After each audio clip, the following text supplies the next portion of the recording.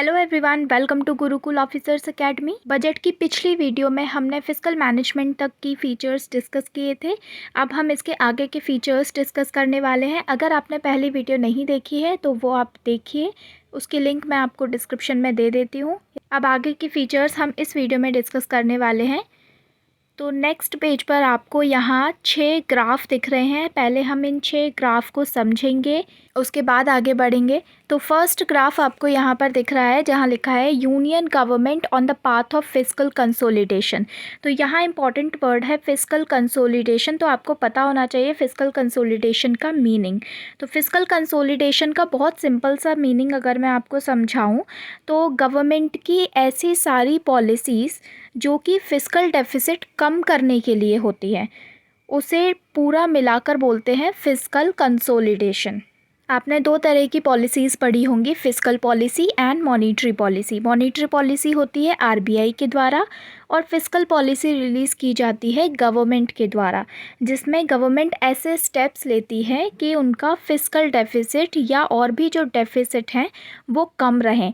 अब यहाँ पर 3 तरह के डेफिसिट दिए हैं, primary deficit, revenue deficit and fiscal deficit. The most important one is fiscal deficit. मैंने पिछली वीडियो में भी आपको बताया था कि फिस्कल वर्ड का सीधा सा रिलेशन होता है गवर्नमेंट की जो भी अर्निंग है और एक्सपेंडिचर है उससे। अब आपका जो टोटल एक्सपेंडिचर है यानी कि 80 रुपीज़ है और जो आपके पास टोटल रिसीप्ट है जो कि आपको अपनी मम्मी से या पापा से या फैमिली मेम्बर्स किसी से भी 50 रुपीज़ मिले हैं, तो आपके पास जो टोटल रिसीट है वो 50 रुपीज़ है, टोटल एक्सपेंडिचर 80 रुपीज़ है। इनके बीच का जो डिफरेंस है 30 रुपीज़ का, वो आपके पास नहीं है फ़िलहाल। तो आप क्या करोगे, वो 30 रुपीज़ आप किसी से बोरो करोगे कुछ टाइम के लिए। तो वो जो 30 रुपीज़ का डिफरेंस आया है वही है आपका फिस्कल डेफिसिट। तो ये समझिए कि फिस्कल डेफिसिट निकाला क्यों जाता है, क्यों इसे कैलकुलेट किया जाता है, इसलिए जिससे पता चल सके कि गवर्नमेंट को कितना बोरो करना है। जैसे कि हमें पता चला कि हमें 30 रुपीज़ और बोरो करने हैं, ऐसे ही गवर्नमेंट को पता चल सके कि उनका जो टोटल एक्सपेंडिचर है उसके लिए कितना बोरो करना पड़ेगा उन्हें। इसलिए फिस्कल डेफिसिट में जो टोटल रिसीट माइनस की जाती है टोटल एक्सपेंडिचर में, वहाँ पर बोरोइंग को काउंट नहीं किया जाता है, क्योंकि हमें निकालनी ही बोरोइंग है ना, तो हम बोरोइंग को काउंट नहीं करते हैं। तो ये हो गया हमारा फिस्कल डेफिसिट। इसी से रिलेटेड है हमारा दूसरा प्राइमरी डेफिसिट। प्राइमरी डेफिसिट का मतलब होता है इंटरेस्ट पेमेंट के अलावा कितना गवर्नमेंट एक्सपेंस बोरोइंग से किया जा सकता है। तो यहाँ पर क्या करते हैं कि फिस्कल डेफिसिट में से इंटरेस्ट लायबिलिटीज़ को माइनस कर दिया जाता है, तो आपका आ जाता है प्राइमरी डेफिसिट। मतलब देखिए, सीधी सी बात हमने निकाली कि हमको बोरो कितना करना है, ये हमें पता चल गया फिस्कल डेफिसिट। तो जो फिस्कल डेफिसिट हमारा आएगा वो हमारी बोरोइंग्स हैं। अब हमें ये पता करना है प्राइमरी डेफिसिट में कि उस बोरोइंग में से इंटरेस्ट पेमेंट को अगर हम हटा दें तो हमारे पास कितना बचेगा जिससे हम बाकी के खर्चे कर सकते हैं। तो इसके लिए आपको क्या करना पड़ेगा, जो बोरोइंग का अमाउंट है उसमें से आपको इंटरेस्ट लायबिलिटीज़ घटानी पड़ेंगी। और ये इंटरेस्ट लायबिलिटीज़ किस चीज़ की होंगी, जो हमारे पुराने बोरोइंग्स हैं, जो हमारे पुराने लोन्स हैं, उनकी जो इंटरेस्ट लायबिलिटीज़ हैं, उनकी जो इंटरेस्ट पेमेंट हमें करनी है उसे हम माइनस कर देंगे हमारे फिस्कल डेफिसिट से, तो हमारा प्राइमरी डेफिसिट आ जाएगा। और जो थर्ड आपको दिख रहा है रेवेन्यू डेफिसिट। रेवेन्यू डेफिसिट बहुत सिंपल सा है, revenue expenditure minus revenue receipt. Revenue deficit का मतलब क्या होता है, जो शॉर्ट टर्म में पैसा आता या जाता है जिसका अमाउंट भी शॉर्ट होता है in comparison to capital amount. For example, अगर गवर्नमेंट किसी इंफ्रास्ट्रक्चर प्रोजेक्ट में पैसा लगा रही है तो वो ऑब्वियसली एक लंबे टर्म के लिए इन्वेस्टमेंट है, तो वो जो एक्सपेंडिचर है वो आपका कैपिटल एक्सपेंडिचर है। लेकिन उस इंफ्रास्ट्रक्चर प्रोजेक्ट के बनने के बाद उसके मेंटेनेंस पर भी खर्चा करना पड़ेगा, तो उसका मेंटेनेंस जो होगा वो रेगुलर होगा। हो सकता है हर 6 महीने में हो सकता है हर साल में हो सकता है हर 2 साल में हो। तो वो एक शॉर्ट पीरियड ऑफ टाइम में एक शॉर्ट बजट जो है उसके लिए निकालना पड़ेगा उनको, तो वो जो खर्चा आएगा वो रेवेन्यू एक्सपेंडिचर में आएगा। इसी तरह से रिसिप्ट की बात होती है। तो रेवेन्यू डेफिसिट में आपको केवल रेवेन्यू एक्सपेंडिचर और रेवेन्यू रिसीट का डिफरेंस देखना है। यहाँ कैपिटल एक्सपेंडिचर और कैपिटल रिसीट आपको नहीं देखने होते हैं। तो ये आपके 3 डेफिसिट हो गए। अब ये 3 डेफिसिट में आप ग्राफ में देख सकते हैं कि तीनों डेफिसिट जो है कम हो रहे हैं लगातार। यहाँ पर आपको RE और BE भी दिख रहा होगा। RE का मतलब है रिवाइज्ड एस्टिमेट और BE का मतलब है बजट एस्टिमेट। जब किसी साल में बजट आता है, जैसे अभी 23-24 के लिए बजट आया है, तो उस बजट में किसी भी प्रोजेक्ट के लिए या किसी भी प्रोग्राम के लिए, पॉलिसी के लिए जो भी बजट आया है वो एस्टिमेटेड बजट है, तो उसे बोलेंगे बजट एस्टिमेट, यानी कि BE, जो कि आपको फिस्कल ईयर 24 के साथ लिखा हुआ दिख रहा है। लेकिन फिर जब फिस्कल ईयर ख़त्म होने लगता है और उस साल में जितना भी खर्चा होना था वो हो चुका है, तो उसके बाद में आता है रिवाइज्ड एस्टिमेट, और उस रिवाइज्ड एस्टिमेट में बताया जाता है कि एक्चुअल में कितना खर्चा हुआ था। तो यहाँ पर बेसिकली आपको डेफिसिट्स क्या हैं, इनकी क्या इम्पोर्टेंस है, कैसे कैलकुलेट होते हैं, ये थोड़ा सा आइडिया होना चाहिए। इनमें क्या डिफरेंस होता है तीनों डेफिसिट में, ये आपको आइडिया होना चाहिए। और थोड़ा सा फिर आप ग्राफ से देखिए कि यहाँ पर जो है तीनों ही डेफिसिट कम होते नज़र आ रहे हैं। Fiscal deficit is most important. तो यहाँ आप फिस्कल डेफिसिट देख सकते हैं कि फिस्कल ईयर 24 के लिए बजट एस्टिमेट है 5.9% ऑफ GDP। फिस्कल डेफिसिट कम होने का मतलब है कि गवर्नमेंट को बोरो कम करना पड़ेगा। अब एक क्वेश्चन आता है कि क्या फिस्कल डेफिसिट ज़ीरो भी हो सकता है? तो किसी भी इकोनॉमी के लिए फिस्कल डेफिसिट ज़ीरो होना पॉसिबल नहीं है प्रैक्टिकली। इसलिए जो टारगेट रखा जाता है वो ये नहीं रखा जाता कि फिस्कल डेफिसिट को ज़ीरो करना है, टारगेट रखा जाता है कि फिस्कल डेफिसिट को कम करना है। चलिए, तो ये वाला ग्राफ हमने देख लिया। अब हम नेक्स्ट ग्राफ पर चलते हैं। यहाँ पर GST के बारे में दिया है कि GST का मंथली रेवेन्यू जो है वो कंटिन्यूसली 1.5 लाख करोड़ के अराउंड रहा है, अगर हम पूरे साल भर में देखें तो।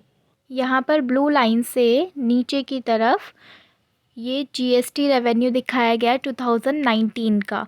येलो लाइन से आपको ऊपर दिखाया गया है GST कलेक्शन 2022 का।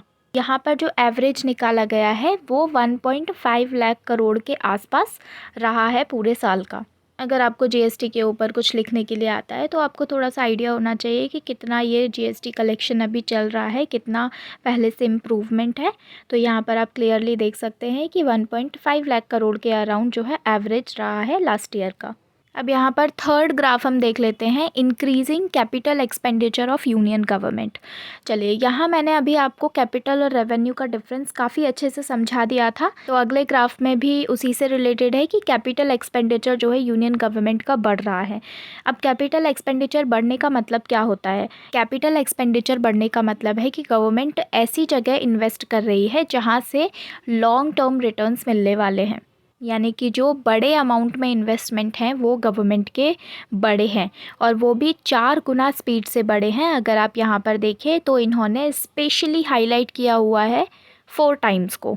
तो कैपिटल एक्सपेंडिचर जो है यूनियन गवर्नमेंट का 4 गुना बढ़ गया है। फिस्कल ईयर 16 में ये 2.5 लाख करोड़ है ओनली, और अभी 2024 के बजट एस्टिमेट में ये 10 लाख करोड़ का टारगेट है। तो ये ट्रेंड आप किसी भी इंफ्रास्ट्रक्चर रिलेटेड टॉपिक पर या फिर डेवलपमेंट रिलेटेड टॉपिक पर या फिर इकोनॉमिक ग्रोथ से रिलेटेड टॉपिक पर लिख सकते हैं। नेक्स्ट यहाँ पर जो ग्राफ है वो आपका NPAs के बारे में है। यहाँ पर NPAs जो हैं लगातार कम हो रहे हैं। आप देख सकते हैं कि स्टीडी डिक्रीज़ यहाँ पर देखने को मिल रहा है, तो ये एक अच्छी चीज़ है। NPAs क्या होते हैं? Non performing asset. इतने ज़्यादा NPA होते हैं किसी बैंक में, उस बैंक की असेट क्वालिटी उतनी ज़्यादा ख़राब होती है। तो सीधी सी बात है कि अगर NPAs कम हो रहे हैं तो ये बैंक की असेट क्वालिटी को इम्प्रूव कर रहे हैं। अब NPAs होते क्या हैं? तो जब किसी भी लोन को रीपे नहीं किया जाता समय से, तो उन्हें कुछ कैटेगरी में डाल दिया जाता है। तो अगर आप 90 डेज़ तक रीपे नहीं कर पाते हो तो उसे बोला जाता है स्ट्रेस्ड एसेट, तब तक वो NPA नहीं होता है। एनपीए बनता है 90 डेज़ के बाद में। तो 90 डेज़ के पहले तक जो होते हैं वो स्ट्रेस्ड असेट होते हैं। स्ट्रेस्ड असेट में भी कैटेगरीज होती हैं कि 30 दिन तक अगर आप पे नहीं कर पा रहे हो तो एसएमए 0 है, 60 डेज़ तक नहीं कर पाया तो एसएमए 1 हो गया, एंड 60 के बाद अगर 90 डेज़ तक नहीं कर पाया तो वो एसएमए 2 हो गया। लेकिन इसके बाद तक भी अगर आप नहीं कर पाते हो 90 डेज़ के ऊपर भी, तो वहाँ पर एनपीए का टैग उसे मिल जाता है, non performing asset. Non performing asset में भी 3 कैटेगरी होती हैं, सब standard asset, doubtful asset and loss asset. यहाँ पर सब स्टैंडर्ड असेट बोला जाता है जो कि 90 दिन से ऊपर लेकिन 12 महीने से कम हुआ हो। मतलब लगभग अगर 1 साल तक आप किसी लोन को रीपे नहीं कर पाते हो, उसकी ईएमआई को पे नहीं कर पाते हो, तो वो नॉन परफॉर्मिंग असेट में सब स्टैंडर्ड कैटेगरी में चला जाएगा। लेकिन उस 12 महीने से भी अगर ज़्यादा हो जाते हैं, 1 साल से भी अगर ज़्यादा हो जाता है, तो अगले 12 महीने यानी कि 2 साल तक होने पर उसे डाउटफुल की कैटेगरी में रखा जाएगा। और उससे भी अगर ज़्यादा होता है तो बिल्कुल थर्ड कैटेगरी है, लास्ट कैटेगरी है लॉस असेट। लॉस असेट में जब कोई असेट चला जाता है तो उसे मान लिया जाता है कि अब इसकी रिकवरी इम्पॉसिबल है, अब इसकी रिकवरी नहीं हो पाएगी। तो आपको एनपीएस की कैटेगरीज थोड़ी पता होनी चाहिए, और ये एक बहुत अच्छी चीज़ है बैंक्स के लिए कि इंडिया में एनपीए कम हो रहे हैं। नेक्स्ट जो आप देख पा रहे हो वो है sufficient foreign exchange reserve to cover 9 months of import. अब यहाँ पर आप ग्राफ से देख पा रहे हैं कि आपका जो इम्पोर्ट कवर है वो कम हुआ है। इम्पोर्ट कवर कम होने का क्या मतलब है? इम्पोर्ट कवर क्या होता है? इम्पोर्ट कवर और इम्पोर्ट में डिफरेंस होता है। आप इम्पोर्ट कर रहे हो तो आपको फॉरेन करेंसी सामने वाले को देनी पड़ेगी, क्योंकि जब आप कोई चीज़ ख़रीद रहे हो बाहर से इंटरनेशनल लेवल पर, तो आप उसे रुपीज़ नहीं दोगे, आप रुपीज़ में ट्रेड नहीं करोगे, आप किस में, इंटरनेशनल करेंसीज़ में ट्रेड करोगे। तो जो आपके पास इंटरनेशनल करेंसी है, मतलब हमारे जो सिस्टम में इंटरनेशनल करेंसी है इकोनॉमी में, आप उस करेंसी से ट्रेड करोगे। तो जब किसी चीज़ का एक्सपोर्ट किया जाता है, यानी कि कोई चीज़ इंडिया से बाहर बेची जाती है, तो उसके बदले में हमें फ़ॉरेन करेंसी मिलती है, हम रिसीव करते हैं फ़ॉरेन करेंसी, और वो हमारे फॉरेक्स रिज़र्व में ऐड हो जाती है। इसके अपोज़िट अगर कोई चीज़ इंपोर्ट की जाती है, यानी कि हम बाहर से कोई चीज़ ख़रीद रहे हैं, तो हमें उसके बदले में कोई फ़ॉरेन करेंसी देनी पड़ेगी, तो ऑब्वियसली हमारा फॉरेक्स रिज़र्व जो है वो कम होगा। तो हमारे पास जो फॉरेक्स रिज़र्व है वो कितने महीने के इंपोर्ट को कवर कर सकता है, उसे ही बोलते हैं इंपोर्ट कवर। तो यहाँ पर यही दिखाया गया है कि हमारे पास सफिशिएंट फॉरेक्स रिज़र्व है 9 महीने के इंपोर्ट के लिए।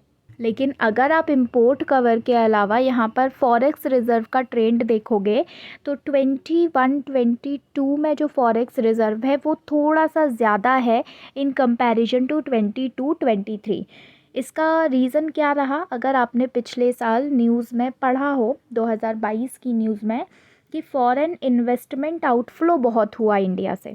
तो जब फ़ॉरेन इन्वेस्टमेंट आउटफ्लो हुआ तो उस वजह से जो फ़ॉरेन करेंसी, जो फ़ॉरेन रिज़र्व है हमारे पास, वो कम हो गया। तो उसकी कमी आप यहाँ पर देख सकते हैं।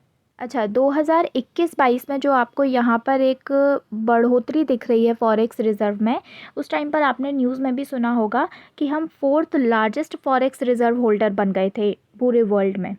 लेकिन अभी भी शायद ये पोजीशन 6th लार्जेस्ट पर अभी भी हम हैं, लेकिन आप इसे एक बार कंफर्म कर लीजिएगा। तो बेसिकली मैं आपको यहाँ पर इंपोर्ट कवर बताना चाह रही थी कि इंपोर्ट कवर और फॉरेक्स रिज़र्व में क्या रिलेशन है।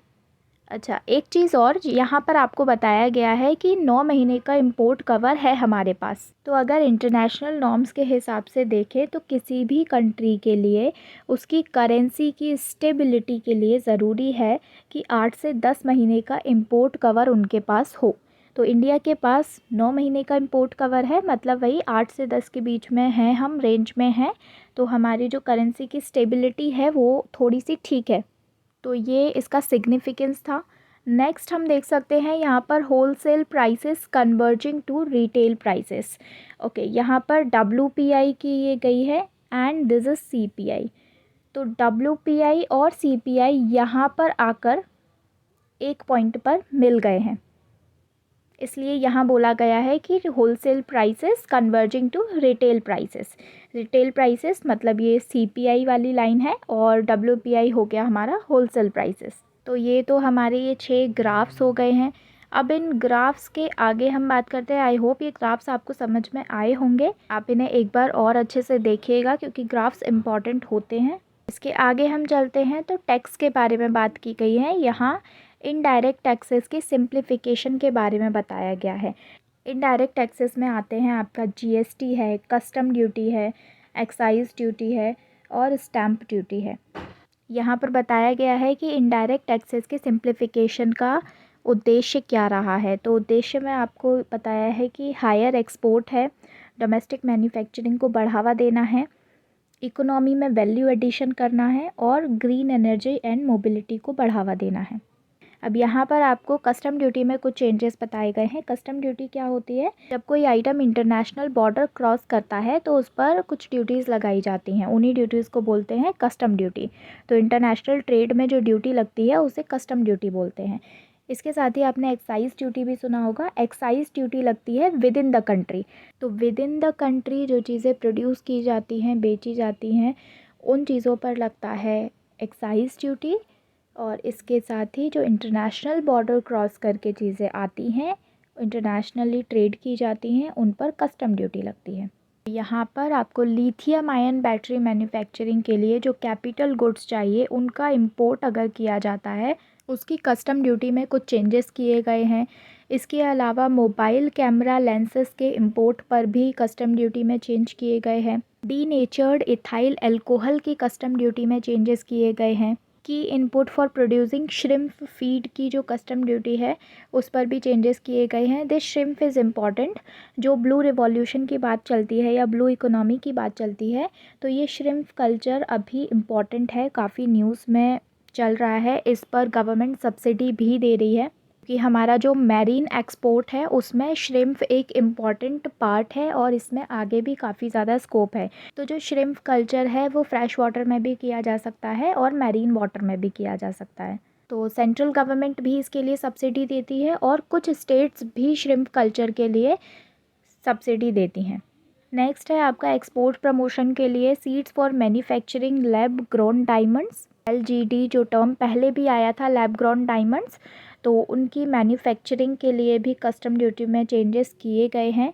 इसके साथ ही यहाँ पर copper scrap and compounded rubber पर भी कस्टम ड्यूटी में चेंजेस किए गए हैं। इसके बाद आते हैं डायरेक्ट टैक्स प्रपोजल पर। तो डायरेक्ट टैक्सेस में क्या आते हैं? डायरेक्ट टैक्स में आपका इनकम टैक्स आता है, कॉरपोरेशन टैक्स आता है, प्रॉपर्टी टैक्स है, वेल्थ टैक्स है। तो ये सारे टैक्सेस हैं। यहाँ जो बेसिकली इस पेज पर बात की गई है वो आपका इनकम टैक्स के ऊपर बात की गई है। तो यहाँ पर आपको दिख रहा है 45% of the returns on tax payers portal were processed with in 24 hours.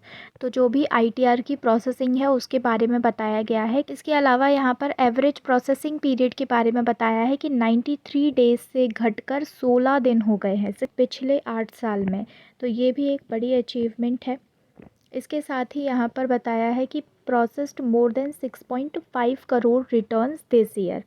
चलिए एक बात और कि जो ITR फाइल किया जाता है, इनकम टैक्स रिटर्न, वो कौन फाइल कर सकता है? तो यहाँ पर दो चीज़ें अप्लाई होती हैं। एक होता है मैंडेटरी, किसके लिए है ITR फाइल करना, और दूसरी चीज़ है कि कौन फाइल कर सकता है। तो मैंडेटरी उनके लिए है जो 0% से ऊपर के टैक्स स्लैब में है, मतलब जिन पर कुछ ना कुछ टैक्स जो है लगता है, चाहे वो 5% का हो, 10% का हो या उससे ऊपर हो। जो नील वाली कैटेगरी में है, जैसे कि आप यहाँ पर देख सकते हैं कि 0 से 3 लाख की जो कैटेगरी है वो नील में है, यहाँ पर कोई भी इनकम टैक्स नहीं है। तो अगर आप 3 लाख से कम की आपकी इनकम है तो आपके लिए मैंडेटरी नहीं है कि आप ITR फाइल करो, उससे ज़्यादा पर मैंडेटरी है कि आप ITR फाइल करो। लेकिन 3 लाख तक की इनकम होने पर भी, आपके ऊपर कोई टैक्स नहीं लगने पर भी आप ITR फाइल कर सकते हो। जैसे कि अगर कोई स्टूडेंट है, वो पार्ट टाइम जॉब कर रहा है या फिर ट्यूशन्स दे रहा है साथ में, आप खुद की पढ़ाई के साथ में, तो वो ऑलमोस्ट मान लो कि 1-1.5 लाख रुपए या 2 लाख रुपए तक वो साल के कमा ले रहा है। तो वो उसे सिस्टम में शो कर सकता है ITR फाइल करके। बाकी मैंडेटरी नहीं होता है 3 लाख से कम की इनकम पर, लेकिन फ़ाइल किया जा सकता है। इसके साथ ही यहाँ पर फर्दर सिंप्लीफिकेशन दिया गया है इनकम टैक्स पर। तो आपने काफ़ी न्यूज़ में सुना होगा जब बजट आया था तब कि 7 लाख तक की इनकम पर कोई भी इनकम टैक्स पे नहीं करना है, ज़ीरो इनकम टैक्स। लेकिन यहाँ पर जब आप ये टैक्स स्लैब देखेंगे तो आप देखेंगे कि केवल 0 से 3 लाख तक की इनकम पर ज़ीरो टैक्स है। उसके बाद में 3 से 6 पर 5% और 6 से 9 पर 10% का इनकम टैक्स लगाया गया है। ऐसा पॉसिबल कैसे है कि 7 लाख तक की इनकम पर कोई भी टैक्स नहीं लग रहा है? तो उसके लिए आपको एक टर्म पता होना चाहिए, इनकम टैक्स रिबेट या रिबेट ऑफ इनकम टैक्स। तो यहाँ पर आपको दिया है income limit for rebate of income tax increased from 5 lakh to 7 lakh in the new regime. Citizens पर इनकम टैक्स का बर्डन कम आए, इसके लिए कुछ तरीके अपनाए जाते हैं, जैसे कि एक है इनकम टैक्स एग्जेम्पशन या इनकम टैक्स डिडक्शन, या एक है इनकम टैक्स रिबेट। तो एग्जेम्पशन या डिडक्शन में क्या होता है, जैसे कि आपने सुना होगा कि कुछ पॉलिसीज़ होती हैं, कुछ स्कीम्स होती हैं, या कुछ जैसे म्यूचुअल फंड्स हैं, उनमें इन्वेस्ट करने पर आपके जो इन्वेस्टमेंट वाली मनी है उस पर टैक्स नहीं लगता है, वहाँ पर आपको टैक्स से छूट मिल जाती है। तो जो आपने इन्वेस्ट किया है उस इन्वेस्टेड मनी को हटाकर जो आपकी इनकम है उस पर जो है टैक्स लगाया जाता है। तो इस तरीके से भी इनकम टैक्स को कम किया जा सकता है। इसके अलावा दूसरी चीज़ आती है इनकम टैक्स रिबेट। रिबेट का मतलब होता है कि एक स्पेसिफिक अमाउंट होता है कि इतनी इनकम पर आपको एक इतना स्पेसिफिक अमाउंट जो है वापस कर दिया जाएगा। तो जो वापस किया जाता है अमाउंट वो लगभग उतना ही होता है जितना आपको उस स्लैब में टैक्स पे करना होता है। उतनी इनकम पर जितना आप टैक्स पे करोगे उतना आपको वापस दे दिया जाता है गवर्नमेंट से। तो जो इफ़ेक्टिव टैक्स रेट होती है वो आपके लिए ज़ीरो हो जाती है। तो यहाँ पर जो रिबेट की लिमिट है वो 5 लाख से बढ़ाकर 7 लाख कर दी गई है। इसलिए जो इफ़ेक्टिव आपके लिए इनकम टैक्स रहेगा 7 लाख तक वो ज़ीरो रहेगा, आपको कोई भी इनकम टैक्स पे नहीं करना पड़ेगा। लेकिन अगर आपसे क्वेश्चन में ऐसी स्टेटमेंट पूछी जाती है कि जो 7 लाख तक की इनकम है उस पर ज़ीरो इनकम टैक्स है, 0% इनकम टैक्स है, कोई इनकम टैक्स नहीं है, तो ये स्टेटमेंट आपकी रॉन्ग हो जाएगी। अगर इफ़ेक्टिव इनकम टैक्स ज़ीरो बोला जाता है 7 लाख तक की इनकम में तो वो स्टेटमेंट सही होगी। तो यहाँ आपको रिबेट का मतलब समझ में आना बहुत ज़रूरी था।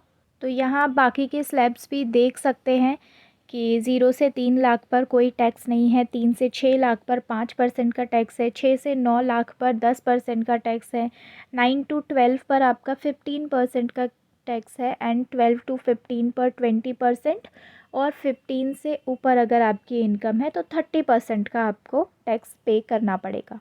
नेक्स्ट आपके कुछ पॉइंट्स दिए गए हैं, जैसे कि highest surcharge rate on income above 5 crore to be reduced from 37 to 25% under new regime. किसी भी इनकम टैक्स पेयर को दो ऑप्शन मिलते हैं, वो ओल्ड रेजिम फॉलो करना चाहता है या न्यू रेजिम फॉलो करना चाहता है। ऐसा नहीं है कि ये जो न्यू रेजिम आई है ये अपने आप ही सब पर लागू हो जाएगी। अब आप कहेंगे अगर न्यू रेजिम में फ़ायदा है तो ऑब्वियसली सब न्यू रेजिम को ही फॉलो करेंगे, तो ज़रूरी नहीं है कि ऐसा हो। न्यू रेजिम में आपको फ़ायदा दिख रहा है लेकिन कुछ चीज़ें ऐसी होती हैं जो ओल्ड रेजिम में ज़्यादा अच्छी हैं, जैसे कि मैंने अभी थोड़ी देर पहले बताया टैक्स एग्जेम्पशन के बारे में, कि कुछ पॉलिसीज़ होती हैं, कुछ स्कीम्स होती हैं, म्यूचुअल फंड्स होते हैं, इंश्योरेंस होते हैं, उन पर आपको टैक्स पे नहीं करना पड़ता अगर आप उनमें इन्वेस्ट करते हो। तो ये जो इन्वेस्टमेंट वाली टर्म्स एंड कंडीशंस होती हैं ये दोनों रेजिम में अलग अलग हो सकती हैं। हो सकता है ओल्ड रेजिम में कुछ ज़्यादा चीज़ें ऐसी इंक्लूड की गई हों जिन पर टैक्स एग्जेम्पशन मिलता हो, और न्यू रेजिम में टैक्स एग्जेम्पशन जो है उतना नहीं मिलता हो। तो वो अगर आप अंदर जाकर उसके बेनिफिट्स देखोगे तो आपको पता चलेगा। बाकी ये आपकी अंडरस्टैंडिंग के लिए बताया कि ओल्ड रेजिम न्यू रेजिम दोनों होते हैं, आप किसी को भी फॉलो कर सकते हो। तो यहाँ पर हाईएस्ट जो सरचार्ज है वो 37% से घटाकर 25% कर दिया गया है कि 5 करोड़ से ऊपर आपकी इनकम है, आप मैक्सिमम 25% पे कीजिए। सरचार्ज आपको मतलब पता होगा कि जो आपका इनकम टैक्स है उसके ऊपर भी आपको जो है अलग से सरचार्ज लगाया जाता है जिनकी बहुत ज़्यादा इनकम होती है। तो ये एक तरह से एक्स्ट्रा टैक्स होता है। सेकेंड पॉइंट आप देख सकते हैं, extending benefits of standard deduction to new tax regime for salaried class and pensioners.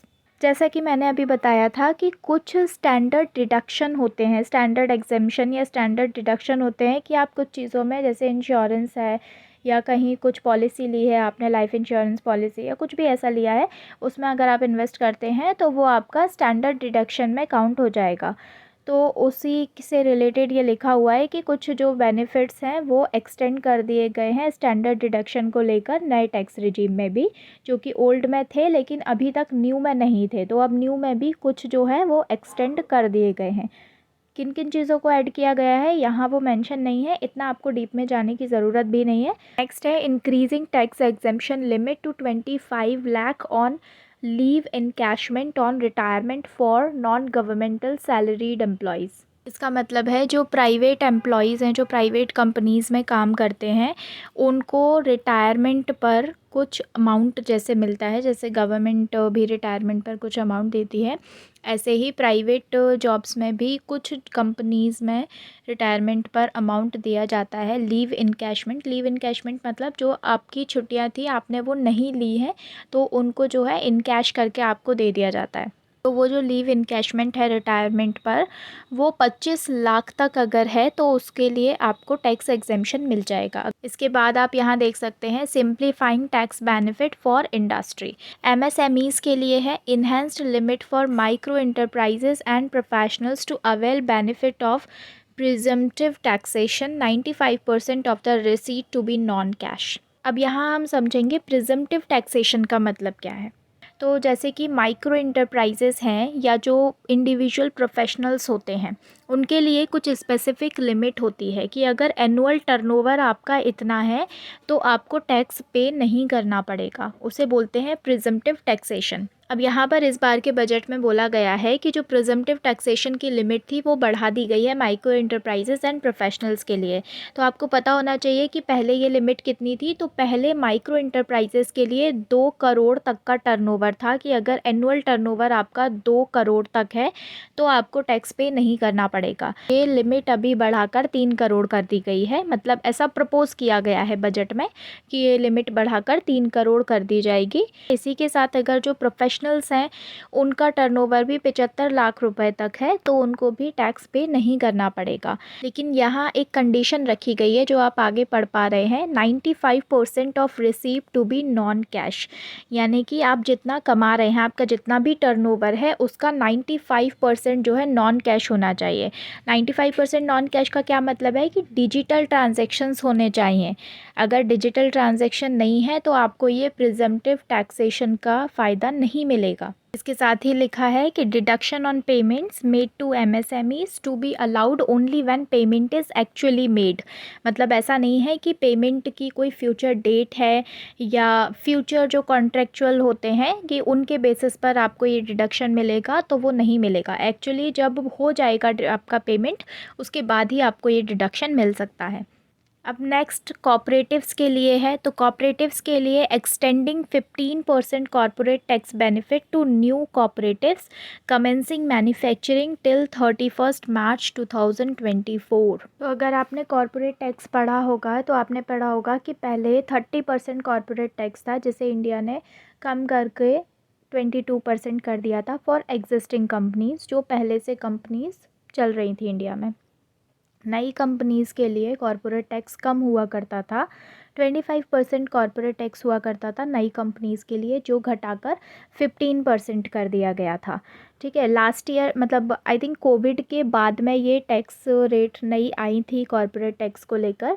तो ये जो 15% की टैक्स रेट थी ये नई कंपनीज़ के लिए थी या न्यू कॉपरेटिव्स के लिए थी। तो इसी 15% की कॉर्पोरेट टैक्स को जो है एक्सटेंड कर दिया गया है अभी बजट में, और बोला गया है कि 31 मार्च 2024 तक जो भी कॉपरेटिव मैन्युफैक्चरिंग एक्टिविटीज़ में नए एस्टेब्लिश होते हैं तो उन पर 15% कॉर्पोरेट टैक्स जो है लागू होगा। इसके साथ ही यहाँ पर सेकंड पॉइंट आप देख सकते हैं, हायर लिमिट ऑफ 2 लाख पर member for deposits and loans in cash by PACS and PCARDBs. अब ये दो चीज़ें क्या है, पीएसीज का मतलब है प्राइमरी एग्रीकल्चर क्रेडिट सोसाइटी। अगर आपने कोऑपरेटिव्स पढ़े होंगे तो उसमें आपने 3 लेवल पढ़े होंगे कोऑपरेटिव के। तो जो सबसे लोअर लेवल होता है वो होता है प्राइमरी एग्रीकल्चर क्रेडिट सोसाइटी। ये रूरल एरियाज़ में होती हैं, एग्रीकल्चर क्रेडिट के लिए इम्पॉर्टेंट होती हैं। इसके अलावा ये जो दूसरी एजेंसी दी है ये है primary cooperative agriculture and rural development bank. इसके साथ ही नेक्स्ट दिया है higher limit of 3 crore for TDS on cash withdrawal for cooperative societies. यहाँ आपको पता होना चाहिए कि TDS क्या होता है। तो TDS का मतलब है टैक्स डिडक्शन एट सोर्स। ठीक है, तो टैक्स डिडक्शन एट सोर्स जो है उसकी हायर लिमिट 3 करोड़ कर दी गई है कोऑपरेटिव सोसाइटीज़ के लिए। नेक्स्ट अगर हम देखेंगे तो स्टार्टअप के लिए कुछ प्रोविजंस दिए गए हैं। Extension of the date of incorporation by 1 year for income tax benefit to startups. जैसे कि अभी हमने कोऑपरेटिव सोसाइटीज़ के लिए देखा था कि जो मैन्युफैक्चरिंग टिल 31 मार्च 2024 इनके लिए जो है एक्सटेंशन कर दिया गया है 15% कॉर्पोरेट टैक्स। इसी तरह से यहाँ पर स्टार्टअप्स के लिए भी डेट को एक्सटेंड किया गया है, 1 साल और बढ़ा दिया गया है। तो अगले 1 साल में जो भी स्टार्टअप्स आते हैं उनको जो है इस पीरियड में इनकम टैक्स बेनिफिट का लाभ मिलेगा। नेक्स्ट है benefit of carry forward of losses on change of share holding of startups from 7 years of incorporation to 10 years. तो यहाँ पर इसका बेसिक आइडिया मैं आपको दे दूँ कि जैसे कोई भी कंपनी है जब वो बिज़नेस करती है तो उसे साल भर में कुछ लॉसेस भी हो सकते हैं और कुछ प्रॉफिट भी हो सकता है। तो ऐसा नहीं है कि जितनी उसकी पूरी इनकम हुई है उस पर टैक्स लग जाएगा। जो भी उसके लॉसेस हुए हैं, जो उसको घाटा हुआ है, उन्हें एडजस्ट किया जाता है उसकी इनकम से। उसके बाद जो है उस पर टैक्स लगाया जाता है। ये स्टार्टअप्स के लिए एक स्पेशल प्रोविज़न है जिससे कि उनके लिए जो टैक्स बेनिफिट हैं वो थोड़े इजी किए जा सकें। तो कैरी फॉरवर्ड ऑफ लॉसेस का मतलब होता है कि जिस साल में मुझे कुछ लॉस हुआ है तो मैं उस लॉस को उस साल में कुछ एडजस्ट कर दिया, लेकिन उसके बाद भी अगर कुछ बचा है तो मैं अगले साल की इनकम में भी उसे एडजस्ट कर सकती हूँ। तो मैं अगले साल के लिए उसे कैरी फॉरवर्ड कर दूँगी। तो इसे बोलते हैं कैरी फॉरवर्ड ऑफ लॉसेस। अब यहाँ पर स्पेशली दिया गया है carry forward of losses on change of share holding of startups. तो अगर स्टार्टअप्स की शेयर होल्डिंग में चेंज की वजह से कोई लॉस होता है तो उस लॉस को जो है आगे कैरी फॉरवर्ड किया जा सकता है। अगले साल के जो इनकम होगी, जो प्रॉफिट होगा, उसके साथ एडजस्टमेंट इस लॉस का किया जा सकता है। इसके बाद हम देखेंगे तो यहाँ पर रेशनलाइजेशन की बात की है। यहाँ पर income of authorities, boards and commission setup by statutes of the union और state to be exempted from income tax in certain sectors. यहाँ पर बोला गया है कि यूनियन और स्टेट गवर्नमेंट ने कुछ बोर्ड्स बना रखे हैं, कुछ अथॉरिटीज़ बना रखी हैं, कुछ कमीशंस बना रखे हैं, तो उन पर जो है इनकम टैक्स नहीं लगेगा। कुछ स्पेसिफिक यहाँ पर सेक्टर्स हैं, यहाँ मेंशन्ड नहीं है। तो इतनी ज़्यादा डिटेल की आई थिंक आपको ज़रूरत नहीं है। अगर आपको ज़रूरत लगे तो आप इसको अलग से सर्च करके देख सकते हैं या फिर हमें आप कमेंट सेक्शन में पूछ सकते हैं। इसके साथ ही यहाँ दिया गया है extension of period of tax benefits to funds relocating to IFSC gift city till 31 March 2025।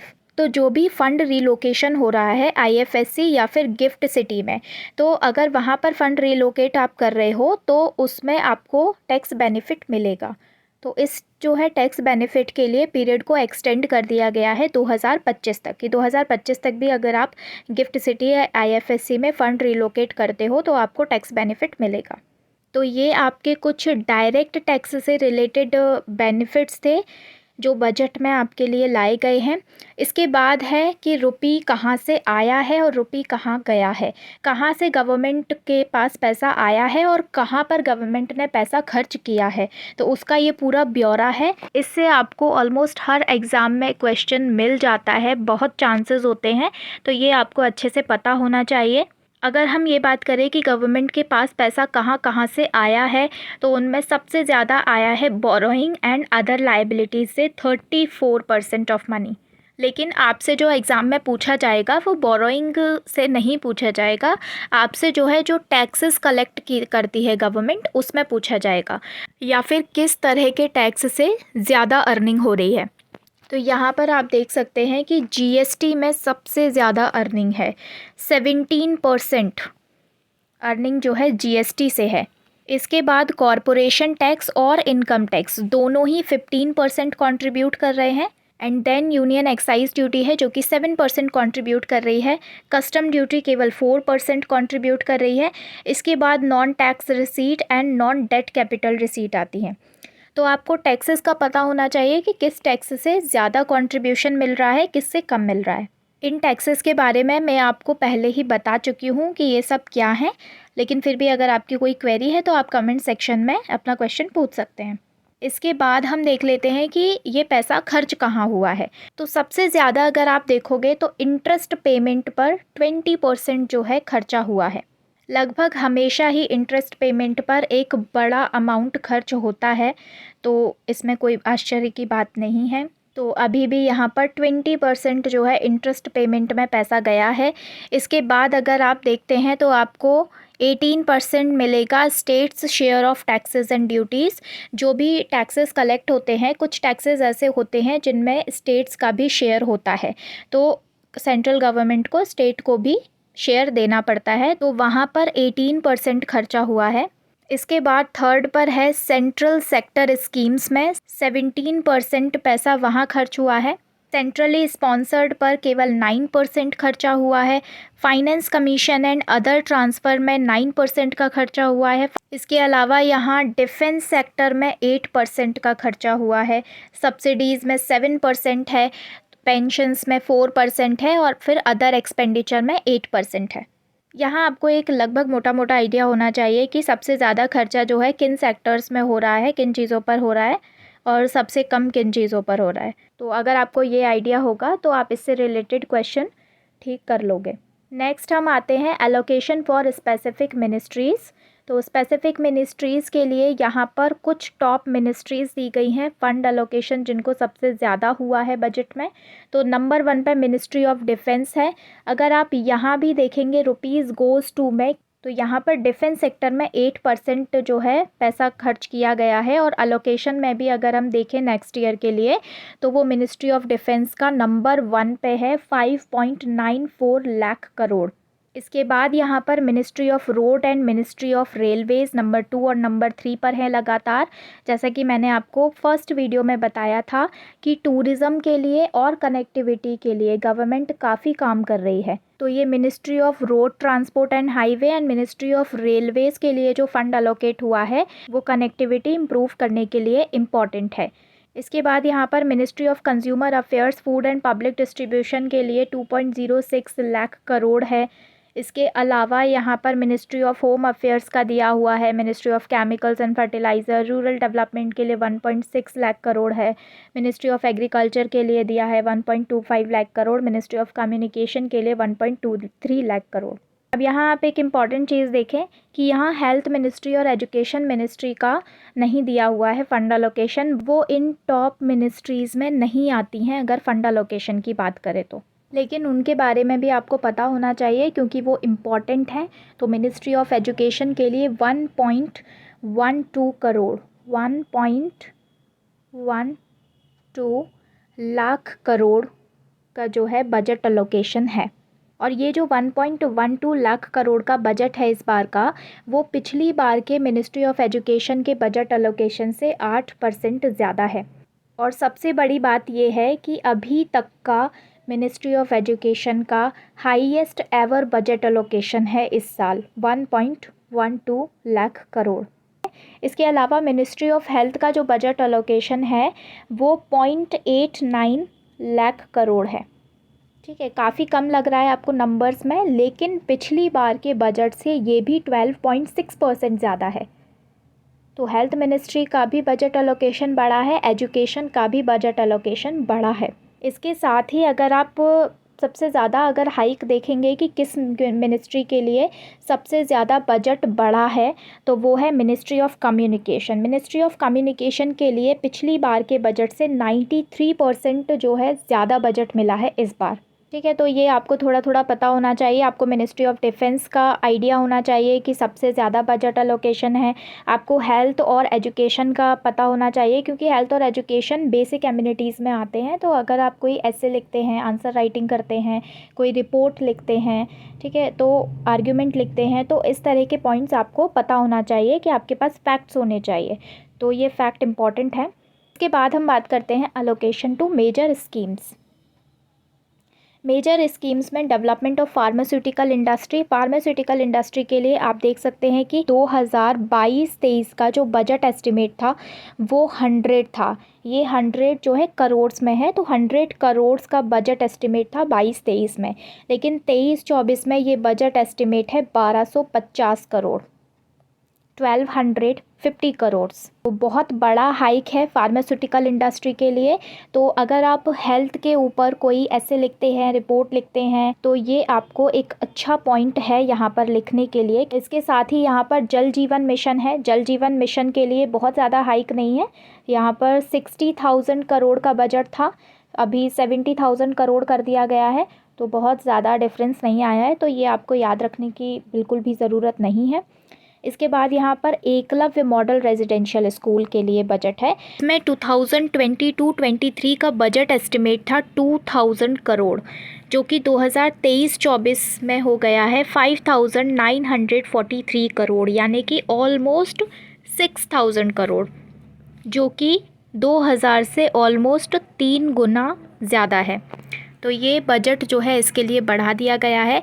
अब ये एकलव्य मॉडल रेजिडेंशियल स्कूल्स क्या हैं, ये आपको पता होना चाहिए। तो एकलव्य मॉडल रेजिडेंशियल स्कूल्स जो हैं स्पेशली ट्राइबल चिल्ड्रन के लिए बनाए गए हैं, जो कि रिमोट एरियाज़ में ऑपरेट होते हैं। इन बच्चों को क्वालिटी एजुकेशन दी जाती है, अपॉर्चुनिटी दी जाती है हायर एजुकेशन को परस्यू कर सकें। और इसके अलावा यहाँ पर जो करिकुलम होता है वो सीबीएसई बेस्ड होता है। ये 1997-98 से जो है चल रहे हैं एकलव्य मॉडल रेजिडेंशियल स्कूल। और अगर अभी प्रेजेंट की बात करें कि इंडिया में कितने एकलव्य मॉडल रेजिडेंशियल स्कूल्स फ़िलहाल फंक्शनल हैं, तो 384 नंबर आता है, 384। ठीक है, 384 एकलव्य मॉडल रेजिडेंशियल स्कूल्स अभी इंडिया में चल रहे हैं।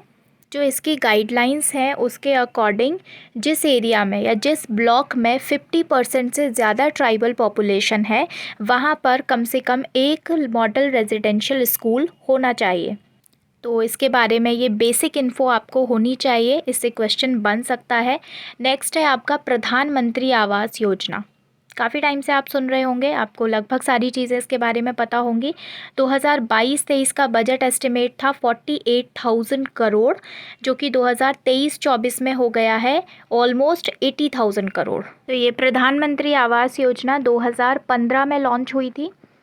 इसके अलावा कुछ बेसिक इन्फॉर्मेशंस आपको होनी चाहिए।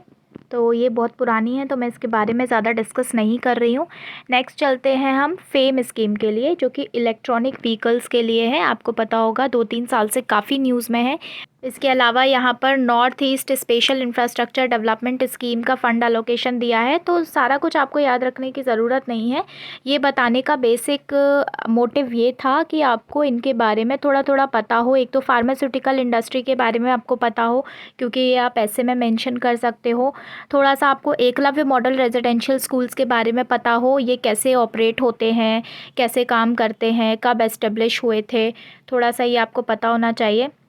प्रधानमंत्री आवास योजना बहुत फेमस है, तो आपको पता होगा, मैं एज्यूम कर रही हूँ। फेम स्कीम भी आपको पता होगी। और नॉर्थ ईस्ट के डेवलपमेंट के लिए भी कुछ काम चल रहा है। अगर आपको नेशनल इंटीग्रेशन पर कुछ लिखने के लिए आता है या नॉर्थ ईस्ट पर ही अगर कुछ स्पेशल लिखने के लिए आता है, तो आप उसमें ये स्कीम मेंशन कर सकते हो। इसके लिए आपको ये पता होनी चाहिए। नेक्स्ट आती हैं आपकी रिसीप्ट्स एंड एक्सपेंडिचर। ये मैं आपको समझा चुकी हूँ कि रेवेन्यू रिसीट क्या होती हैं, कैपिटल रिसीट क्या होती हैं, रेवेन्यू एक्सपेंडिचर क्या होता है, कैपिटल एक्सपेंडिचर क्या होता है। तो ये आपको समझने में परेशानी नहीं होगी। तो अगर आप रेवेन्यू रिसीट देखोगे तो आप इसमें देख सकते हैं कि रेवेन्यू रिसीट जो है वो बढ़ रही है। ठीक है, बहुत ज़्यादा पेस से नहीं बढ़ रही है, लेकिन बढ़ रही है।